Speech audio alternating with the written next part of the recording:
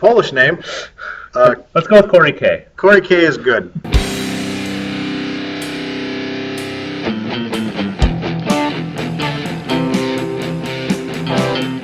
Mountains, not mansions. That's a different thing. But it still has Cthulhu in it.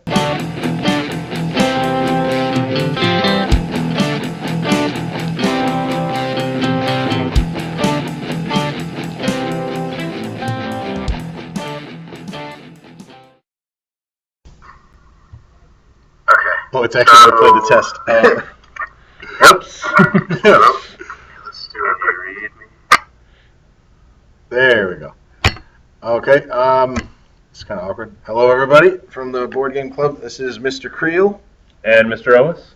And this is the first of many, or the first of one, board game reviews that we wanted to do. We talked about doing some audio clips of our reviews together for, I guess, some of the new games that we acquire or some games that we thought we should shed some light on.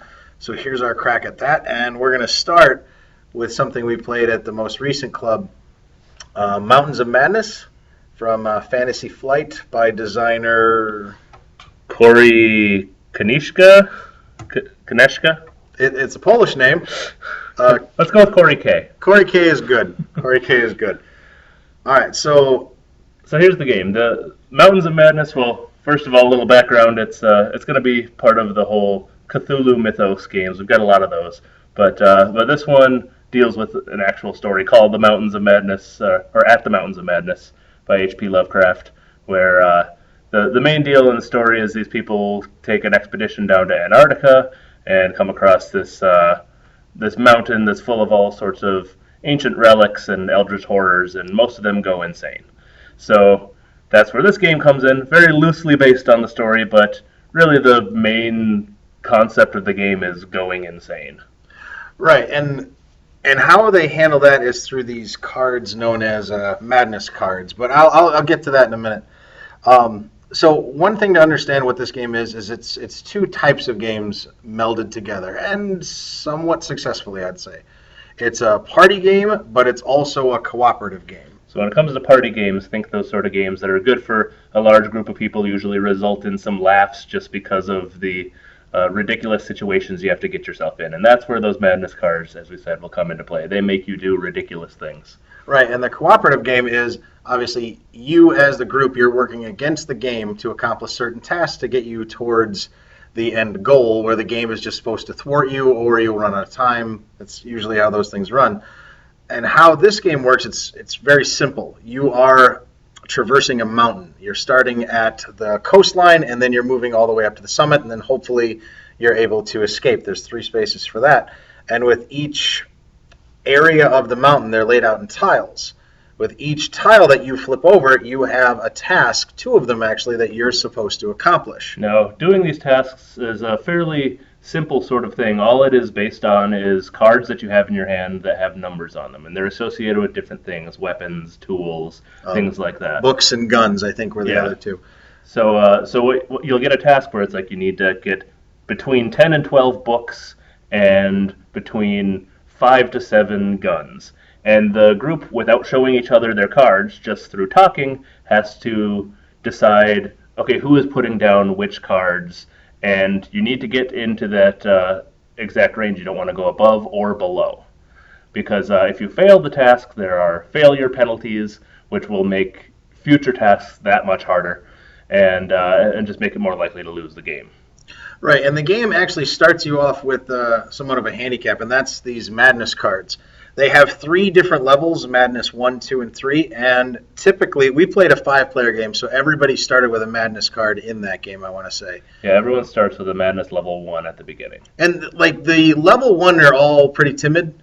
From what I remember, I had to high-five every single person. And similarly, I had to handshake everybody at the beginning of whenever we were doing our deciding how many cards we're putting down. Now, that may seem like pointless, like, oh, giving people high fives or handshaking people, how is that really a detriment to the game? Well, when you have only 30 seconds, there's a sand timer that gives you 30 seconds to accomplish this task.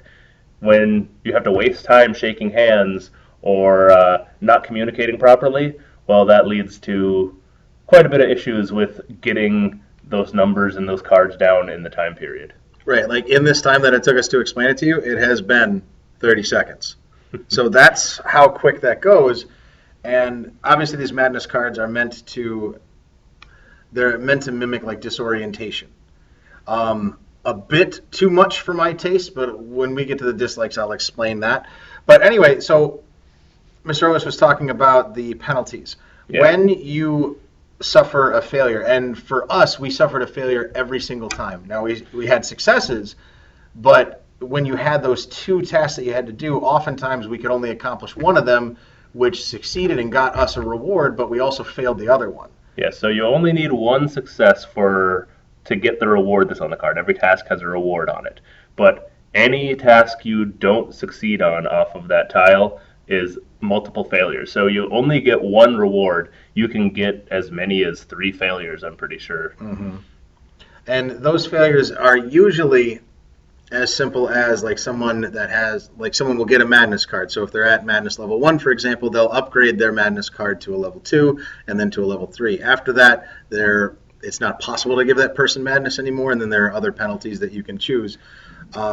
There is a rolling of, what was this? The penalty die. The penalty die. Yeah, the penalty die has a lot of different things that could come up that usually seem worse than just getting a higher level of madness.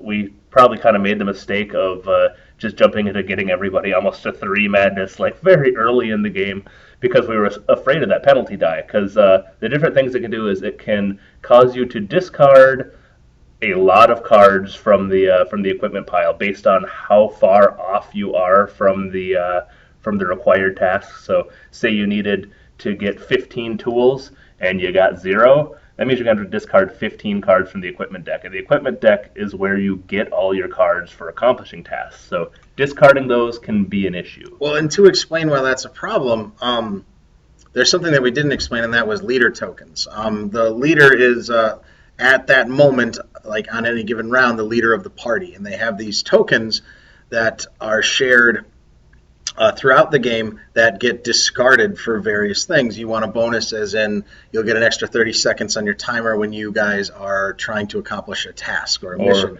Everyone can draw an extra card to get bigger hands. Right, and one of them is that you will discard 1 out of the game to take what's known as a rest, and that will get you all of the previously discarded tokens, save for 1 that is completely out of the game, and you replenish your equipment deck. It doesn't, when it's empty, it doesn't replenish itself. So you have to, I guess you would say that's a timer for the game, is getting rid of those tokens. Yeah, because once you cycle through that equipment deck, you have to eventually reshuffle it or you can't accomplish any more tasks. So sooner or later you have to keep discarding those leader tokens. I think there's 5, is it 5 or 6? Yeah, 5 sounds right. 5. You start with 5 leader tokens, and once you run out of those leader tokens, the game is over. So that's one of the many ways you can lose. So there are 6. 6. Oh, okay. Whatever. So, but one of the penalties, like I said, is the discarding cards, which will make you shuffle sooner, which makes you get rid of a leader token. Another penalty on the penalty die is actually discarding 2 leader tokens. So they don't go into the box; they're not out of the game, but when you run out of leader tokens, you've got to take that rest to get them shuffled back into to use again.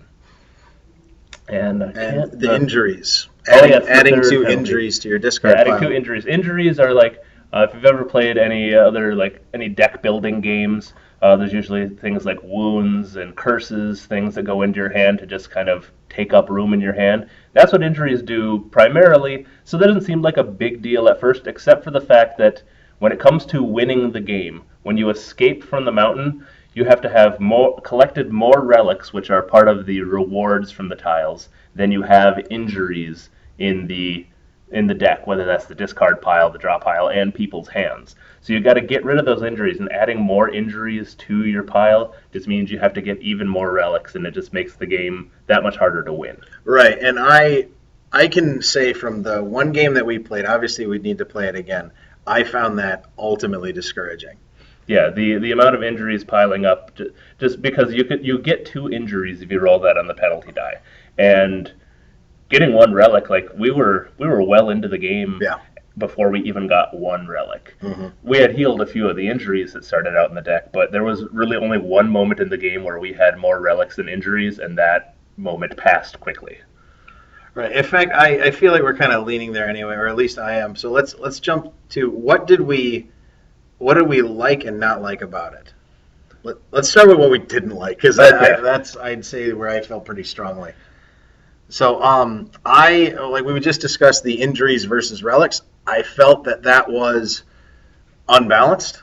I can look at it from an objective standpoint and be like, wow, they really make you understand how difficult it was to go into the Arctic and to go through these ruins and find these relics. And from a distance, it's like, oh, that's a really neat idea. Playing it, not fun at all. Yeah, and we may have gotten unlucky as far as which tiles we got, but really that level of unluckiness shouldn't be the determining factor in the game, because it seems to be at first there's an element of you need to map out where you're going, but since all the tiles are face down, you're really just going in blindly. So you decide which way to go, but it's really just like drawing a random card, basically. Right. Like from a design standpoint, it's kind of genius, because I guess again going back to that, the idea of going through the mountain and the ruins and then escaping, they really do their best in a party game of all things to make you feel like you're that team. Yeah. Because we could have picked a different route. We could have just escaped without the relics and accepted that we didn't do our job, because that's one of the conditions. There's like several different like win and loss conditions for when you escape or when you just you go mad on the mountain. And the problem is once you start to escape, you can't turn back. Once you get to the peak of the mountain, you're not allowed to go back down the mountain. So you need to really decide, okay, do we go back down now or do we leave? And you have to really be aware of how many relics you have versus injuries, because if you leave when you got more injuries and relics, you're going to lose anyway. So here I will say, and I think this is the problem for this game, but where because it is a party game and a cooperative game, those two styles are going to butt heads a lot. Yeah. And the Madness cards are a good example of that, because you want to do a good job with the team, you want to be efficient, and this party aspect of it, while humorous, again, really irritating. I remember when we all succumbed to Madness to the third level. Okay, so we all had level 3 Madness cards. I'd say that Monty had the easiest one, where all he had to do was tap one hand. Constantly tapping a finger. I had a really annoying one, and that's because we were playing with Cademan, where anytime someone said a number, I had to say the number higher than that, and I had to like kind of yell that. So if Mr. Ois said 5, 6, 82, 83, and that just kept having to go. And normally it would have been a problem when in the normal phase where we're talking about how many cards we have, like, oh, how many tools do you have? 12, and then he yells 13. Yeah, but unfortunately we get the element of chaos there where people just start, and not just him, other people too. Right. And he was like enlisting passersby, but like, do me a favor, count for Mr. Creel, and just made it more difficult for all of us. Yeah, it was obnoxious. I want to say that yours, maybe this was your level 2, but you had to walk around the table. I had to constantly be walking around the table during the discussion time, which meant that I couldn't really stop and look at the tile. I think someone had to close their eyes while talking or something like that. And I ended up with one Madness that made it so that anytime someone asked me a yes or no question, I had to answer yes. It didn't really come up that much, but I could see how that could really get in the way of communication, which, like, in that way, I feel that those sort of things are, for me, it was kind of a like for the game. Like, I liked some of the Madnesses. I could see how some of them could be aggravating, but I see that those Madnesses are really because without the Madnesses, the game would probably be too easy. Right. Like, those are what make the game difficult. And I think that's just... I think what I'm doing unfairly is making this a cooperative game. Or rather, I think what I'm doing is like the goal of getting the relics and having those outweigh or at least equal the injuries and then escaping. I want to accomplish all of that. Yep. All right? Because like playing cooperative games, you need to accomplish the goal. I don't mind a loss. I mind a half loss. But I think that I need to approach this game differently, because perhaps it gets to that point where the team, and we're all going nuts at that point, that we look at each other and we're just like, you know what, we should at least try to escape. Yeah. Well, and I think, and this is one thing that I don't feel the rules necessarily made clear, but I think we made the mistake of like shooting straight for the peak as soon as we could. Yeah. Like you really want to zigzag a lot at the bottom to start collecting those relics, because the higher you get up the mountain, the more difficult the tasks get. So you want to do a lot of little coastline missions and get a bunch of like tools that you can use to get better at collecting relics, because there'll be things like there's heals which get rid of injuries. There's things that give you these cards that have a 10 value. Right, we use those not at all. Yeah, we never got the 10 value cards, and those are necessary for like the tasks up near the peak. Like you need to have like 17 to 20 tools and like 15 to 18 guns. Like that is impossible to reach when everybody's got 2s, 3s, and 4s in there. Right, like from your base deck, it was highly improbable. It was impossible, I would say, to accomplish both tasks. Yeah, we never did.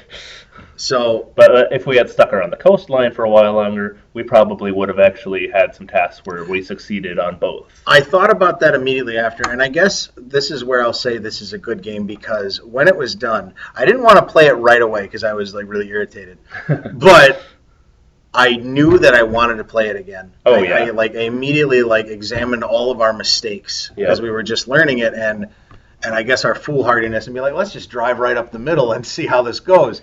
And that set us up for failure from the start, I think. Yeah, because when you go up, you move those tiles out of the way. You can always go back down, but you have to accomplish tasks without getting any sort of reward for it to go back when you go back through spaces you've been through before. So you're kind of like leaving yourself a gap that makes it just a lot harder to go back down. And then you'd have to go back through it yet again to get back to the top. It adds up. And that was the thing, too. Because we had gone up the middle and we've zigzagged a little bit going up the middle, what we did was we made it actually less of an advantage to go back down the mountain. Yeah. And by that point, we were kind of we did not want to waste our time and risk more injury to ourselves by going back down the mountain to get things that would help us. Because once we were near the top, we were failing at almost everything. Oh, yeah. We were waiting to die, I think, towards the end. Just waiting for that final buzzer to go. So let's get on to, one thing I want to say before we talk about, would this hit the table is this is a beautiful game. Oh, yeah. It's the pieces. There's a airplane piece in there that... The sculpt is painted, too, yeah. I want to say. Yeah. It's a painted little airplane piece that, indicates where you're going. The cover art is beautiful. Yep. The character cards, those are of good quality. Those look good. Even the thing to keep track of who is the leader of the party at the time. It's like this sled with sled dogs, and there's spots for putting cards on it. Like everything is well thought out in that way. And they're using that thick punch board. Yep. Which the components of the game, they look nice and they're of good quality. Yeah, they're durable. So, that is something to say about this. It's definitely pleasant to look at. And I will call it pleasant to play, if not, you have to approach this. This is different from what you've played, and you can't measure it against other games. What I really am kind of looking forward to playing it again sometime is I actually kind of want to see what some of the other madnesses are. I know every time you see someone pick up a madness card, they get this look in their eyes oh, no. And, or sometimes just say that. But, one thing... Oh, yeah, and another thing about that is you're not allowed to say what your madnesses are to the other players, and so you have to kind of figure out, okay, he's doing something weird, this is probably what's going on. You have to watch from their actions, and actually, the most amusing one, I think, is when it was my level 2 madness, where it said, I was called Focused, and it said to me, the person on your right, which just happened to be Mr. Oas, is the only person in the world that you can see and hear. Made for some interesting communication, because basically turned out that he thought that nobody else in the party was there. Yeah. So, during those moments where, again, you have 30 seconds where you're all supposed to coordinate together, I'm just having to shout everything at Mr. Oas, who's also trying to communicate with the rest of the members of the group. While I was also walking around the table. Yes. So it would be fun just to watch people play this, and I think it would definitely be worth it for you to try it, if not a couple of times. Oh, yeah. So how often would this hit the table? In truth, I think I would play this a max of 4 times. Like I think after 4 times, be like, I've seen what this game has to offer, and I think by that point I'd have a decent enough strategy to either beat it or decide that I couldn't. Yeah, it seems like once you've played it a few times, you might figure out a pattern of like how long. Like the 30-second timer can get in the way, but once you've played it a few times, I'm sure you can get much more efficient at discussing what you have, that sort of stuff. So the madnesses, throw a little random element into it if it's a madness you haven't encountered before. But if you get a very efficient strategy, then I can see that even the madnesses wouldn't really stop that. Yeah. I mean, and who knows? We could be wrong. Yeah. We could play this again and then flounder a second time. So, but like off of our first play, I imagine I'd play this a max of 4 times, and then I probably wouldn't play it for a year.